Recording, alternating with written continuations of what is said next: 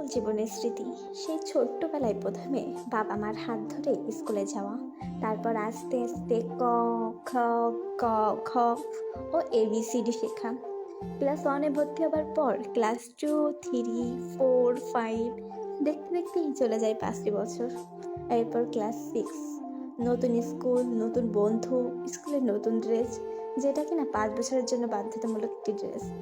তারপর শুরু হয়ে গেল প্রতিদিনের কড়া রৌদ্র অ্যাসেম্বলি। স্কুল লাইফ মানে জাতীয় সঙ্গীত না গেয়ে শুধু ঠোঁট নাড়ানো।